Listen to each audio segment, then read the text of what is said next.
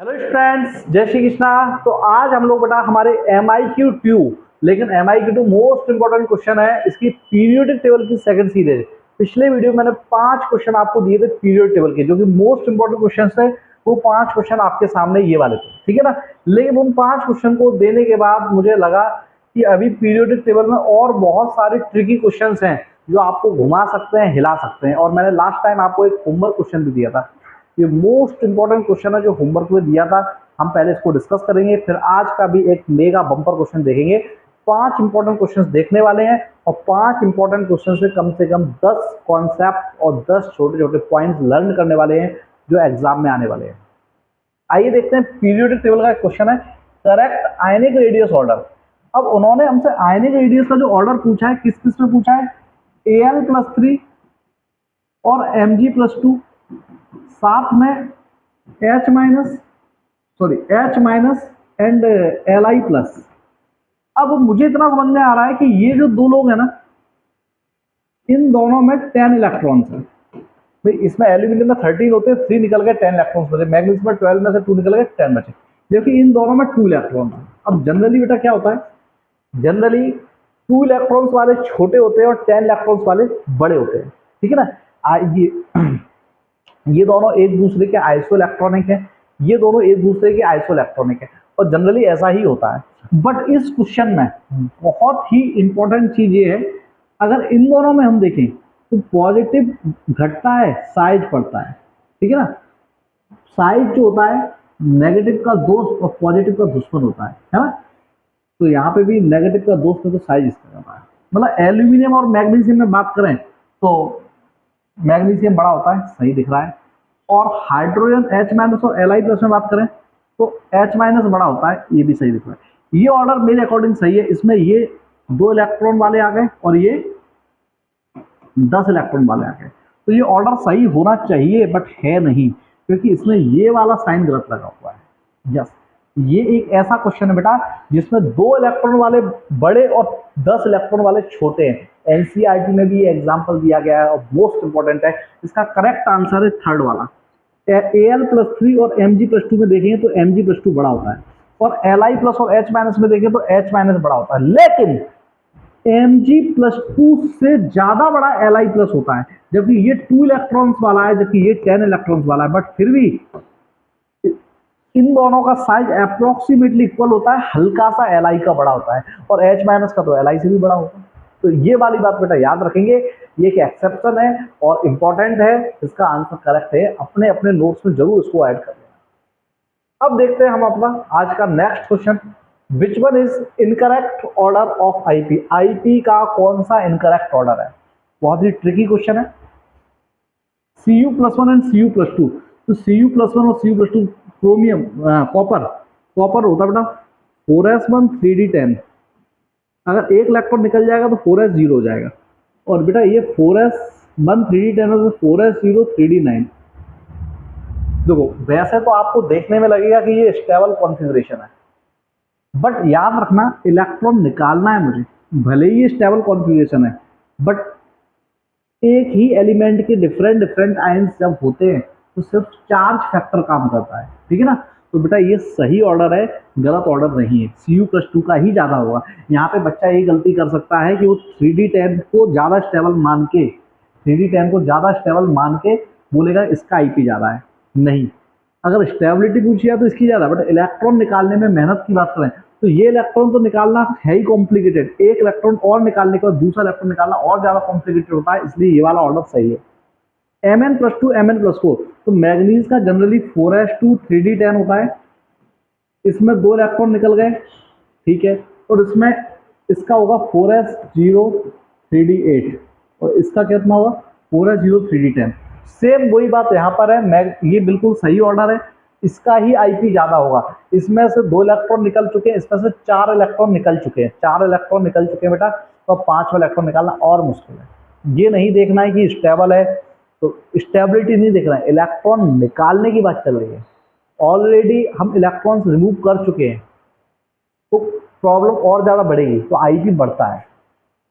अब अगला जो क्वेश्चन पॉइंट है बहुत ही इंपॉर्टेंट है, नाइट्रोजन और N-3, ये 2p3 और ये 2p6। ये इनर्ट गैस कॉन्फ़िगरेशन है, इनर्ट गैस कॉन्फ़िगरेशन। यस, बताइए तो आईपी किसका ज़्यादा होना चाहिए? तो इनर्ट गैस तो सबसे ज़्यादा स्टेबल होती है, इसमें से इलेक्ट्रॉन निकालना तो और ज़्यादा कॉम्प्लिकेटेड होगा। तो ऐसा लग रहा है कि इनर्ट गैस से इलेक्ट्रॉन निकालना कॉम्प्लिकेटेड है, लेकिन ये फर्जी इनर्ट गैस है। 3 इलेक्ट्रॉन ऑलरेडी ले चुका है तब बना इनर्ट गैस, 3 इलेक्ट्रॉन ऑलरेडी ले चुका है तब बना इनर्ट गैस। तो याद रखना बेटा, इसमें तो वैसे ही इलेक्ट्रॉन इलेक्ट्रॉन का रिपल्सन है, तो ये ऑर्डर गलत है ऐसी कंडीशन में।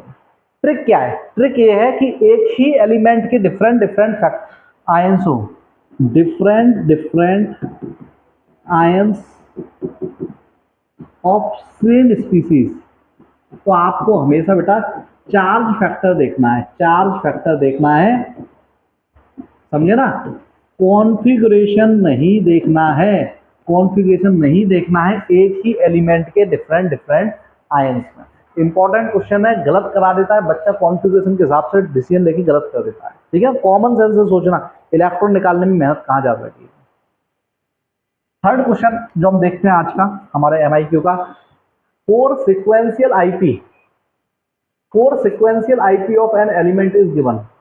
आईपी ऑर्डर दिए गए 4, तो बताइए वो करेक्ट एलिमेंट कौन सा है? यस, चारों एलिमेंट का सबसे पहले कॉन्फ़िगरेशन नोट कर लेते हैं।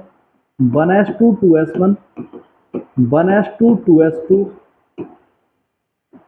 1s2 2s2 2p5, 1s2 2s2 2p6 3s1। अब ये देख आईपी ऑर्डर देखने के बाद ये समझ में आ रहा है कि पहला इलेक्ट्रॉन निकालना इजी है और सेकंड इलेक्ट्रॉन निकालना बहुत ज्यादा कॉम्प्लिकेटेड है। तो ऐसा कौन सा एलिमेंट आपको दिख रहा है जिससे पहला इलेक्ट्रॉन निकालना इजी है? ये वाला, और दूसरा इलेक्ट्रॉन निकालते ही इनर्ट गैस बन रही है। तो ऐसा लगता है कि आंसर ये है, बट ये आंसर नहीं है, बिकॉज उन्होंने हमको आईपी के 4 वैल्यूज दिए हैं और लिथियम में तो इलेक्ट्रॉन ही 3 होते हैं, लिथियम में तो इलेक्ट्रॉन ही 3 होते हैं। तो यहाँ पर एक छोटा सा लॉजिक, बच्चा जल्दबाजी में गलती कर देता है, ऐसी गलती हमसे ना हो जाए।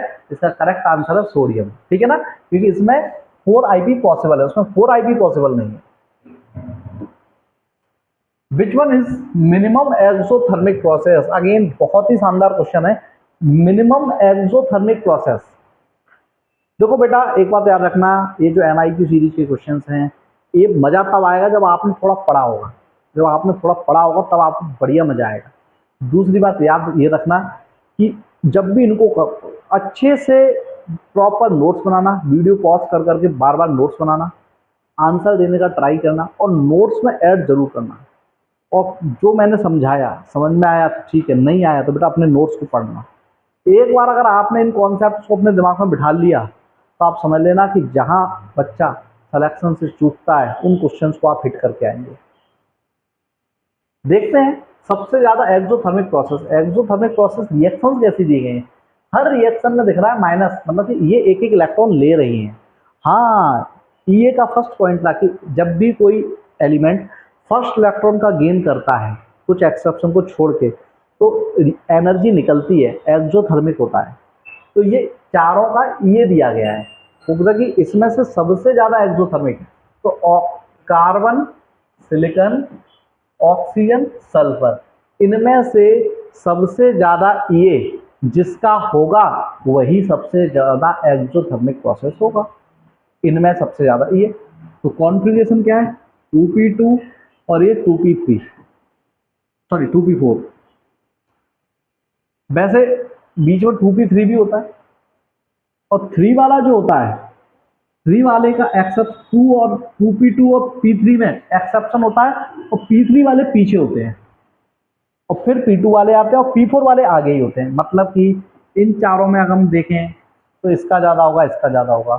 और अगर हम बेटा इन चारों में इन दोनों में देखें तो सेकंड से थर्ड पीरियड में जाने पे ये बढ़ता है, सेकंड से थर्ड पीरियड में जाने पे ये इंक्रीज होता है।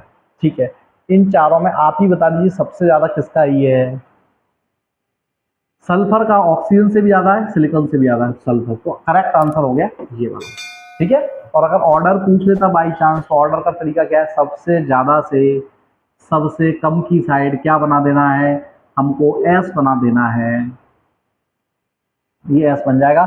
सल्फर, ऑक्सीजन, सिलिकॉन, कार्बन, इनका ऑर्डर हम सेट कर सकते हैं। अच्छा क्वेश्चन है बेटा, प्रॉपर नोट्स बना के जरूर सोचना एक बार। जब तक धैर्य पूर्वक बैठ कर सोचोगे नहीं तब तक चीजें लाइफ लॉन्ग दिमाग में जाएंगी नहीं।